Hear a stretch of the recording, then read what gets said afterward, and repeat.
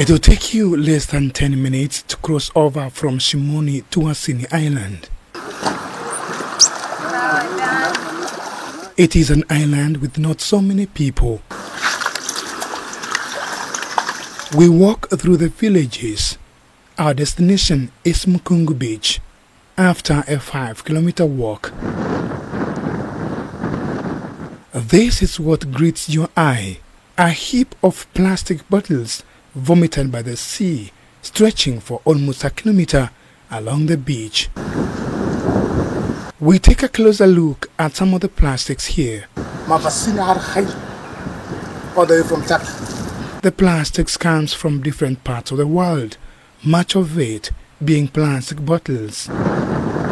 Fishermen informed us that this was a nesting area for sea turtles.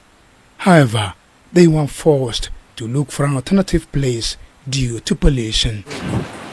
Muhyiddin Musa, chairman for Wasini Beach Management Unit, says that lack of proper waste management in the island is one of the reasons the island beaches are full of plastics affecting marine life. Tuligundua kwamba athari ya plastiki zikiwa zimeenea katika maeneo yetu, hata shughuli za uvuvi zitapungua, hata shughuli za utalii pia zitapungua.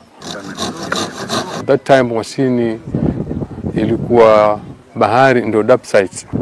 Kwa hiyo tunaanza kufanya awareness na jamii ili waelewe umuhimu wa taka ni nini na athari ya taka ni nini. Mkande Voya has been a fisherman almost all his life. He says the effects of plastic pollution in the ocean is not only a threat to marine life but also to their livelihood. Mimi nilikuwa naenda na mzee nikavua malema matatu. Malema alikuwa ni kama 6. Basi malema matatu kuna ile kapu ile situ huku mara nyingine tunaita tumbi kubwa. Malema matatu unajaza samaki. Sasa hii unavua 12 upate. Una kitu. Ukija unakuja na kilo moja. The number of fish has dwindled over time due to pollution in fish breeding areas. Nishawahi kushika samaki mwingine kama wale waitwa kolekole wale. Nimemkuta siku nyingine amekuja na maji, sasa nikajaribu kumpasua, mimi nikamwona ana plastiki ndani. Vuya says that countries around the globe should take responsibility for plastics they produce and consume.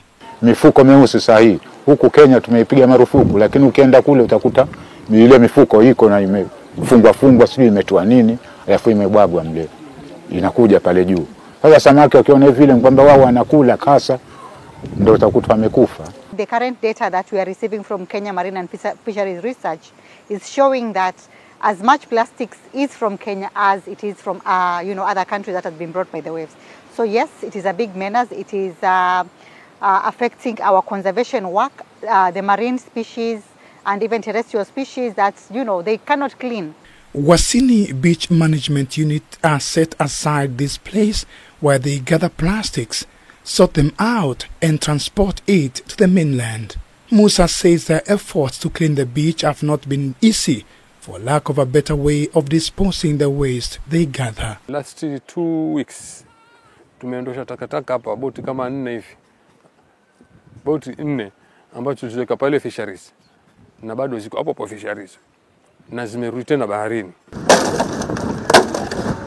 Kama ingekuwa tuna kampuni ambayo ina uwezo kuja kuchukua hizi plastic na imani udondoaji taka ungekuwa ni mdogo sana, kwa sababu tungekuwa tunaita taka si taka tena, taka ni pesa. At the mainland in Shimoni in Kwale County, Musa shows at the plastic they have been able to carry from the island but remains here for lack of buyers who can recycle it. At Bofa Beach in Kilifi County, North Coast, the beach is littered with microplastics. The fish feed on the plastic, mistaking it for food. On one hand, people want to poach them and eat them, so they are in danger that way. On another hand, they are in danger in the sea. Either they will drown from the gill nets or nets in the sea, or they will get plastic stuck on them, which will make them not able to swim, so immobilize them, so they will gradually die.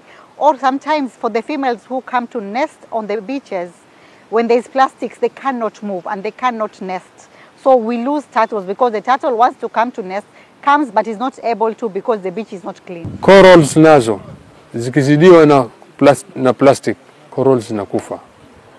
Ndio tunakuta corals nyingi zimefanya bleaching kupitia zile takataka ambazo zimetupwa baharini. The President of the Republic of Kenya, President Uhuru Kenyatta, while addressing a United Nations Oceans Conference in Portugal, called on world leaders to move from proposals to tangible solutions to save the oceans from plastic pollution. We need, ladies and gentlemen, to build political momentum towards ocean climate action as we head for the 27th session of the UN Climate Conference in Sharm el-Sheikh in Egypt in November of this year.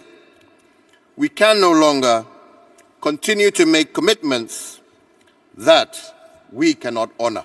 Early March this year, the 5th UN Environment Assembly, UNEA 5.2, concluded at UNEP headquarters in Nairobi, where the world's ministers for the environment agreed to establish an intergovernmental negotiating committee with a mandate to forge an international legally binding agreement to end plastic pollution. Plastic pollution is everywhere, from the deepest ocean trench to the highest mountain peak. We see this pollution, we feel its climate impact. Now we must turn that wrong-headed way that we manufacture and use plastic as part of the past. Sea turtles play a major role in ocean ecosystems by maintaining healthy seagrass beds and coral reefs, providing key habitat for other marine life, helping to balance marine food webs, and facilitating nutrient cycling from water to land. Dan Kaburu, K24, Wasini Island, South Coast.